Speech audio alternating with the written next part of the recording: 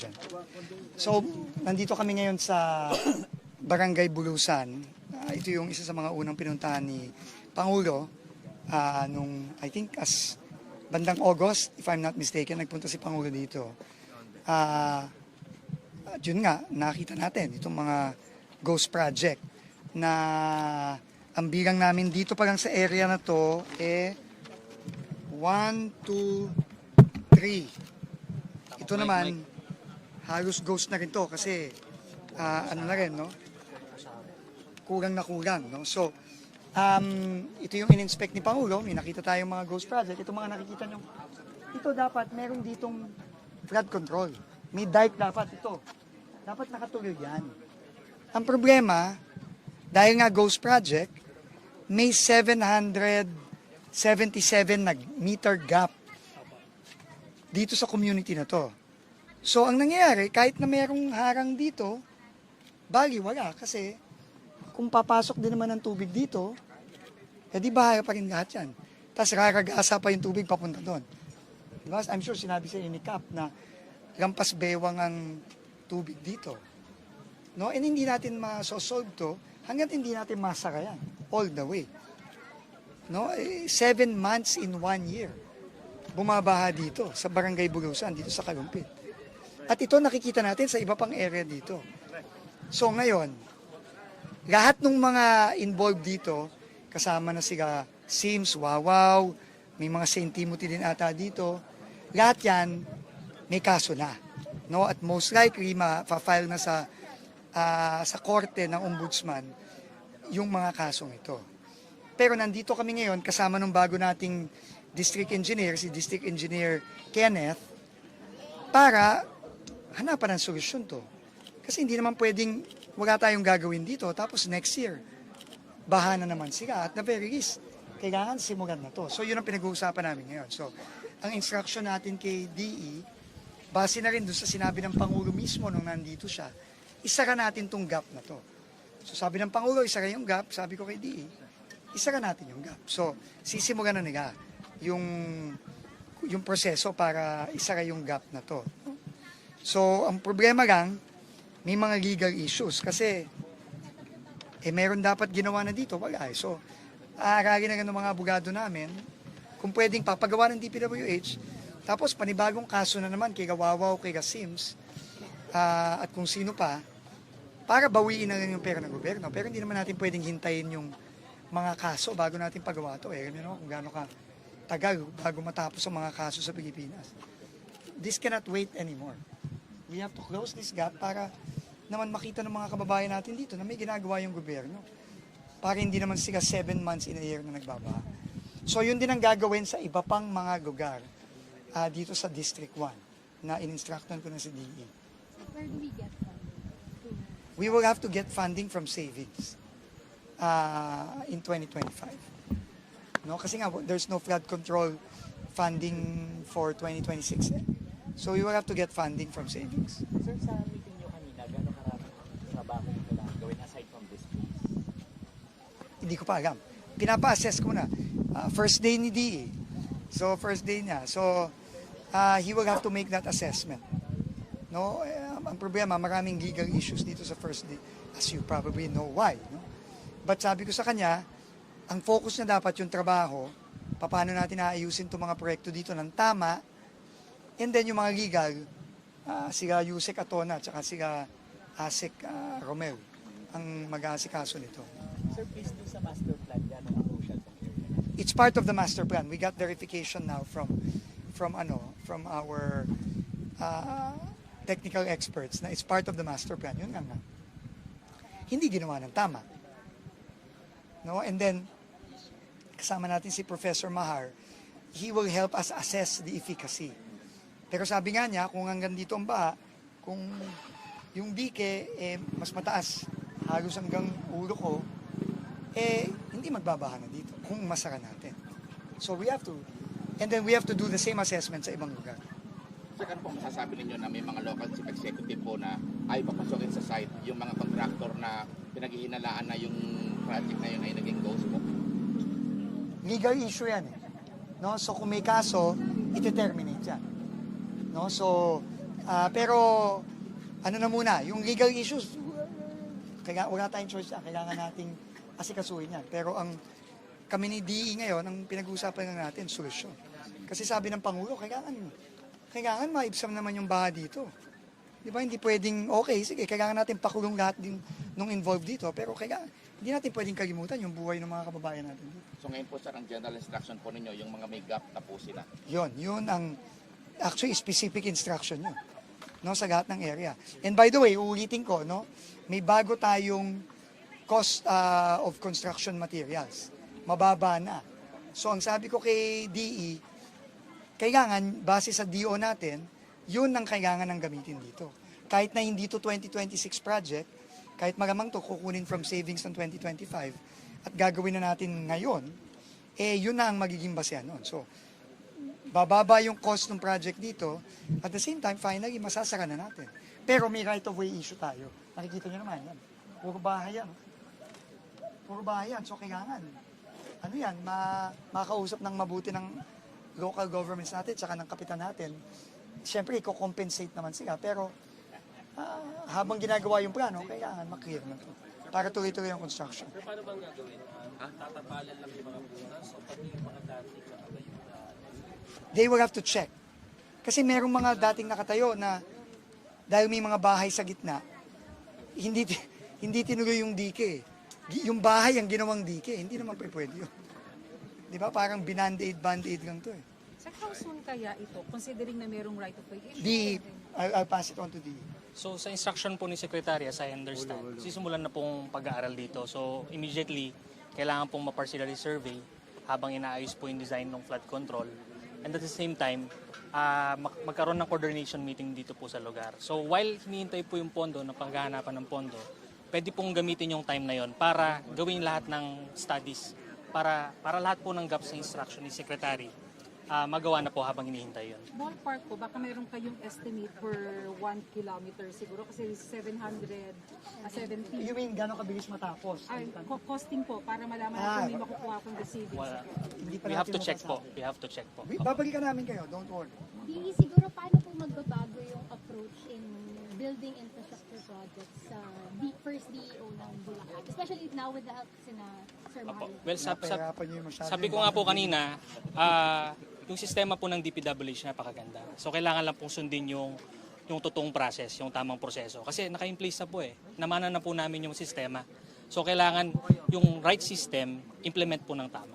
And yun po yung magiging guide po namin. Yun po yung magiging direction po namin para po masunod yung challenge po na to na binigay ng Pangulo ni Secretary. Opo. Tsaka meron ding mga dagdag. No? May mga dagdag tayong mga ginagawa na kailangan i-implement ng mga district engineering offices. Hindi lang dito, kundi nationwide. Pagbaba ng presyo, yung transparency portal, na kailangan lahat ng procurement ngayon naka-live stream. Kailangan wala na yung collusion sa mga nagbibid. Di ba? Wala na yung bilihan ng kontrata, wala na yung pasahan ng kontrata. Kamukha yung kalokohang sinasabi ni Sara Diskaya na nadamay lang siya. Paano siya madadamay? Siya yung nakapirma doon sa kontrata, tapos sasabihin niya, hindi siya nag-implement. O hindi big sabihin nun, talagang lumabag sila sa batas kasi bawal yun eh. Kung ikaw ang kakontrata ng gobyerno, ikaw ang mag-i-implement. The mere fact na sinabi niya na nadamay lang siya, hindi naman siya ang gumawa. Ibig sabihin, sino ang gumawa? Di ba? Ikaw ang nakapirma doon. So lahat yun, kailangan mabago yun. In your experience, gaano po ka-effective ang reshuffling of employees and officials? Given na kung I've never done it, so I don't know. I've never done this reshuffling in my career. Ever. Nagawa ko sa DOTR. Pa isa-isang tanggal sa kaap. Hindi ganito, nationwide. Ibang usapan to. So, we will see how effective it will be. But we have to do it. And I think, very important na magsimula tayo dito sa Bulacan. Kasi dito nagsimula lahat eh. Itong kalokohan ito eh. At ito talaga yung pinakamalaking mga amounts na ninakaw. No? So, malaki ang responsibilidad ni DE. Pero, believe din ako sa kanya. Kahit na mabigat sa kanya to, tinanggap niya yung trabaho. Engineer, may warning sa inyo kanina si Secretary. Paano po natin mariresist yung mga temptations para masigurado magagampanan yung tungkulin? Siyempre po, regarding temptations, kailangan na po natin ng pananalig doon. So, just keep the integrity, kagaya po ng mga namana namin sa mga previous mentors namin. para po magawa ng tama yung trabaho. Sa pagkahanapan kamo ng puntos. At Most likely savings yun for na nanggaling sa 2025. Meron naman kaming savings. So ito ang mga pinaka-critical na kailangan maayos. Sa pag mag-other matters doon sa sa budget, sir, pwedeng paliwanag lang yung may sinasabi kasi si Attorney Falsis tungkol dun sa 45B na doon daw to para sa allocables daw to sa Baka may congressman. mga tinamaan ng Baka may congressman na humihirit ngayon na mabalik. Unang-una, yung mga allocable, no, sabi ni Senator Ping Lacson at ni Senator Will, yan ay gininis na sa Senate version. Di ba? Ang pinag-uusapan natin dito, yung mga proyektong natira, libo-libo na kasi yung natanggal ng mga proyekto. I think, nagsimula ang proyekto ng DPWH nung itong NEP na sinabmit ni Secretary Bunoan, ni Yusek Cabral, nasa 15, almost 20,000. Ngayon ang pinag-uusapan natin, 10,000 na yan. So, ang dami nang natanggal. No? Ang sinasabi lang namin is, yung pag-apply ng CMPD na bago, yung pagbaba ng cost ng materyales, kung pwede lang sana ipaubaya sa DPWH na ang DPWH, tulad nila DE Kenneth, ang mag-i-implement. Kasi kailangan tayong pumunta project per project. Kasi lahat ng project iba-iba. No? At para makuha natin yung tamang pagbaba ng proyekto, dapat gawin isa-isa. Hindi yung ginawa ng Senate na hindi naman natin sila masisi kasi wala naman sila ng mga program of works, wala sila ng mga iba't ibang datos na ginawa lang across the board on average na reduction. Yun lang naman. Pero sabi ko nga, kung yun pa rin ang magiging desisyon ng Kongreso, wala naman pong problema yun. Pero may mga epekto ito sa mga ibang proyekto na sobra ang naging bawas. So, ibig sabihin yun, doon mababawasan yung mga proyekto. No? So, yun lang naman yun. Ano lang yun, no? Gusto lang naming ipaabot sa Kongreso na yun ang epekto at nag-aapila kami. Kung hindi kami mapagbibigyan, gagamitin namin kung ano ang budget na ibigay sa amin ng Kongreso. Ganun na kasi yan. How do we allay fears po kaya? Kasi may mga nagsasabi po na Hindi namin ibababa. based on new PCIJ report, yung mga nakakuha po ng most DPWH budget sa House version ay mga House leaders. And then, from the looks of it last night, mga House lawmakers po ang nagpupush na ibalik sa version nila yung budget. Unang-una, importante siguro na malaman ng lahat na ang lahat ng budget ng mga proyekto ng DPWH simula 2026 bababa ang cost nun. Sigurado yon. Kasi binaba na namin as of October 30 ang cost ng materyales. Siguradong bababa yun. Number 1 yun. Number 2, yung pag-implement ng mga proyektong yon, talagang bantay sa lakay tayo dito. At yun ang instruction ko hindi lang kay DE Kenneth, sa lahat ng DE at lahat ng RD. Kasi pag ang pag-implement, bababuyin ulit nila. Kung ano nangyari at mangyayari kay Alcantara, kay Bryce, kay Mendoza, etc., Pakanan, lahat ng mga nakulong na at makukulong ulit, mangyayari din sa kanila. So, ganun nga kasimple yun. Immaterial sa amin kung sino ang nagpasok ng pondong yun. Immaterial yun. Bakit? Kasi ibababa namin ang presyo, whether they like it or not.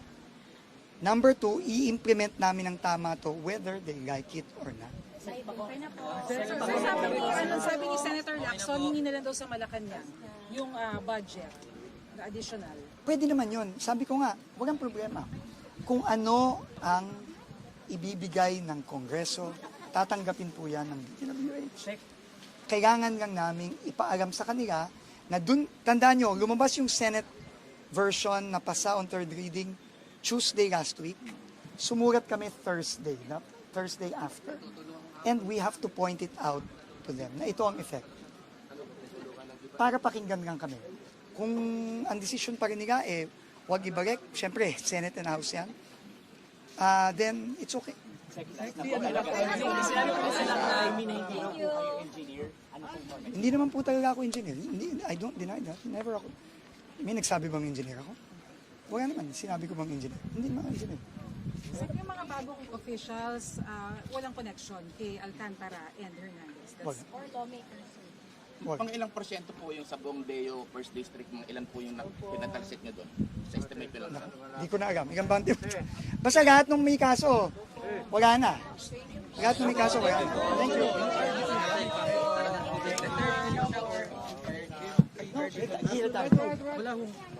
Right now, wala pa. Right now, wala pa. Okay. Thanks, guys. Huwag mo haharasin. Anong bahan niya?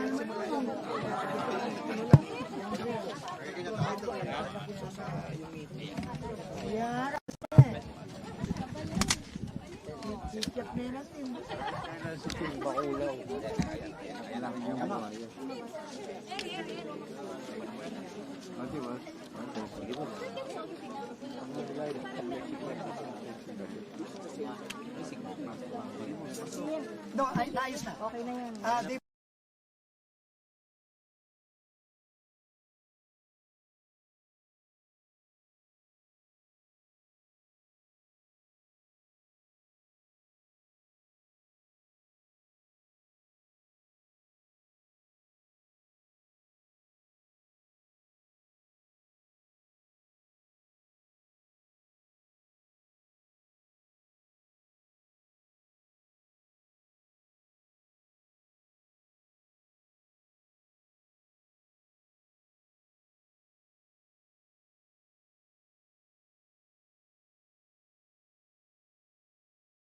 Apat po yung apat. Hindi, pero ilang kayo ng batch? 42.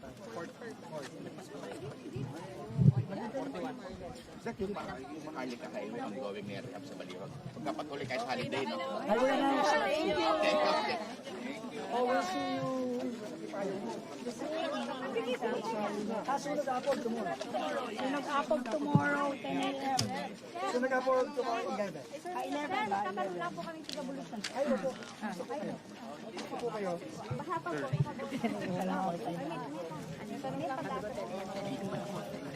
Oh, sasara na po natin. Ay, salamat po. Ito po yung bago nating D. Magaling po yan. Opo, salamat At po. hindi po magnanakaw yan, kamukha ni Alcantara. Mabait yan. So, ito ay Buwan na kami bahasa. Hindi namin bota na ipot. Alangan tubig putik naman yung Yun lang po ang ano namin. Yung Sana wag na kami bahayin kasi Hindi, mga ayusin estudyante. natin. Kawawa estudyante tsaka yung mga nagtatrabaho. ayusin po natin to. Sisimulan na natin to, ha? Kawawa na po Sige yung po, maraming salamat. Tsaka yung mga gumawa ng kalokohan dito, pinapakulong na natin. Yung sa amin, Yung iba, makukulong na. sir, yung sa amin, may dike. Doon lumalabas sa simento yung tubig. We have to check those also. Dike, pero lumalabas May yung tubig seepage. doon sa... Lara, ba't may seepage? Mika. Ito, batang-bata ito nga to. Ito, 15 years old lang yan, oh. Child labor. Ito yan, ha. Makakasuhan akong child labor. May mukha yan siya 15, pero 21.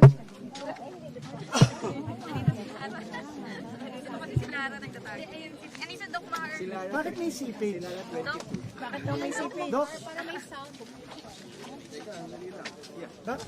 may mga seepage din daw, eh. Ibig sabihin, both sides. Pintado, pero doon lumalabas sa simento yung ilalim. Ano yun, tayo walang drainage. Andun po sa kabilang doon. Tingnan nyo.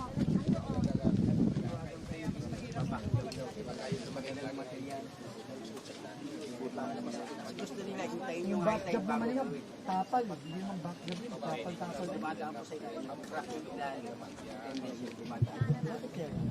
Galing na rin sa groundwater. Yung tubig. Sa ilalim na, kunyari, pandal yan. Sa gitna po. Saan nagagaling dito? Sa ilog po. So may seepage. Second, bakit kaya? Ano pa yung function? Bakit nagsisipage? Masama ang pagkagawa. Buta. Meron daw mga drainage.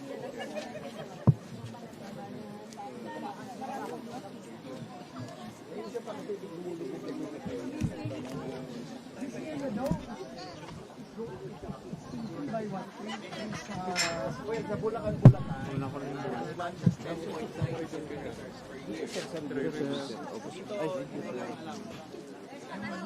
yung pangako mo. Umalis sila. Sobrang na kami hirap. Baka makita nyo yan. Kuna ko lang yung ting.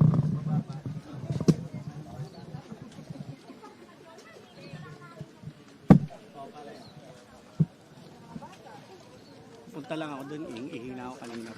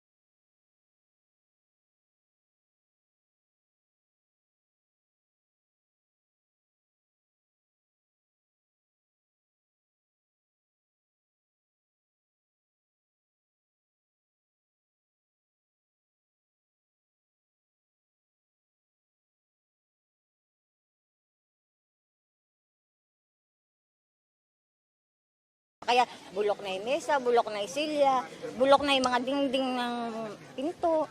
Opo. Hanggang saan po umabot ang tubig dito? Pag high tide lang po, ito. Pero pag baha, ito. Ang ganda din, ganyan. Oh. Oo. Malaki po matutulong kung mare-repair na po. Ay, Diyos ko, yun po yung gusto namin talaga. Sobrang malaking tulong. Kaya nga, sobrang hirap ng mga taga-Bulusan nang wala ito. Tamang Mary Crop. Ito naman butas. Dito rin dumadaan yung tubig. Ano pa pakiramdam niyo na nalaman niyo na ito pala binulsa lang no? Ay, hindi. Nung una pa, akala ko, kalikasan. Nung nalaan namin na hindi pala kalikasan, abay sobra pong galit. Lalo ako talagang nakikisagot ako sa Facebook. Ang akala namin kalikasan, bahala na si Lord kung kailan matatapos yan. Pero nung nalaan namin ninakaw lang pala yung pera, ay sobra pong hirap. Talagang sobrang galit mo. Kasi sa halip na hindi nahihirapan yung taga-baryo, lalo yung mga bata, nag-aaral.